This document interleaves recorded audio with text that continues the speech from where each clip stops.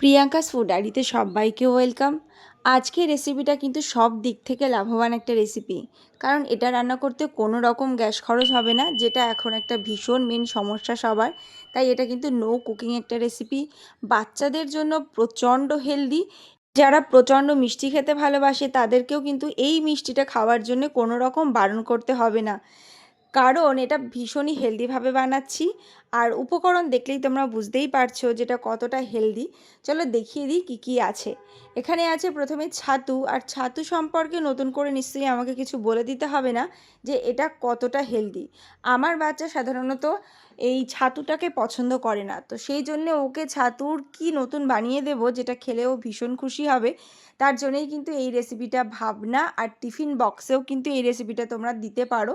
এখানে রয়েছে কাজু বাদাম, রয়েছে এলাচ দানা যেটা গুঁড়ো করে নিতে হবে, আর রয়েছে এখানে পেস্তা। বাদাম চাইলে তোমরা তোমাদের বাচ্চাদের পছন্দ মতন বানাতে পারো। রয়েছে ফ্রেশ নারকেল কোরানো, আর রয়েছে গুড়। অবশ্যই কিন্তু এটা গুড় দিয়েই বানাতে হবে, আর তার জন্যেই এগুলো কিন্তু সব হেলদি হেলদি উপকরণ দিয়ে বানিয়েছি। আর ছিল এখানে নারকেল, যেটা শুকনো নারকেল গ্রেট করা হয় সেই নারকেলটা। তো এবারে চলো বানিয়ে নিই। খুব ইজি বানানো, মাত্র গল্প শুরু করতে করতেই শেষ হয়ে যাবে এই রেসিপিটা, এতটা ইজি বানানো। আর স্কুল টিফিন বক্সে যারা এটা দিতে চাও তাদের বলবো 5 মিনিট সময় হাতে থাকলেই কিন্তু তোমরা এটা বানিয়ে নিতে পারবে। তো ছাতুর মধ্যে আমি দিয়ে দিলাম কিন্তু গুড়।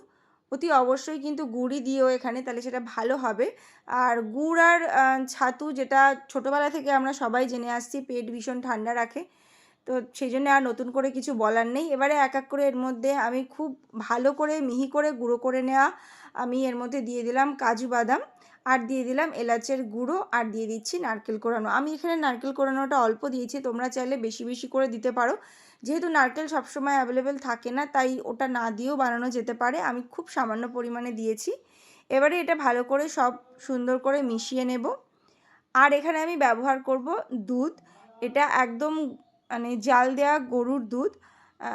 খুব অল্প পরিমাণে লেগেছে, আমার এই চামচের 2 চামচ লেগেছে, বুঝতেই পারছো কতটা কম লেগেছে। এবারে সুন্দর করে মাখিয়ে নিয়েছি। এরকম যখন সুন্দর একটা মণ্ড মতন হয়ে যাবে, তারপর এখান থেকে নিজের ইচ্ছা মতন আকার দিতে পারো তোমরা। যে সমস্ত বাচ্চারা আরও ছোটো আছে তাদের জন্য কিন্তু আরও বিভিন্ন রকম মজাদার শেপে এটা বানাতে পারো তোমরা। এবারে এইগুলো ছোট ছোট বল করেছি আমি, ছোট ছোটই আমার মনে হলো খেতে বেশি ভালো লাগবে। এবারে যে গুঁড়ো নারকেলটা ছিল তাতে আমি কোট করে নেব, ভীষণ সুন্দর দেখতে হয়ে যাবে। সিম্পল জিনিস দিয়ে তোমরা যে এত সুন্দর একটা রেসিপি বানিয়ে ফেলতে পারবে নিজেদেরই বিশ্বাস হবে না। তারপরে উপর থেকে আমি একটু পেস্তা, সেটাও কিন্তু খুব ছোট ছোট করে কুচিয়ে নিয়েছি, সেই পেস্তাটা উপর থেকে আমি দিয়ে দেব। আশা করছি তোমাদের এই রেসিপিটা ভীষণ ভালো লেগেছে। আর আমারও কিন্তু নিজে বানিয়ে এই রেসিপিটা আমি নিজে ভীষণ খুশি, কারণ আমি এটা আমার বাচ্চাকে টিফিনে দিতে পারবো। আর ও যেহেতু প্রচণ্ড মিষ্টি ভালোবাসে, এই মিষ্টিটা খেতে ওকে আমার একটুও বারণ করতে হবে না। তো কেমন লাগলো তোমরা অবশ্যই এটা বাড়িতে বানিয়ে জানিও আমাকে। আর রেসিপিটা ভালো লাগলে কিন্তু চ্যানেলটাকে সাবস্ক্রাইব করতে ভুলো না।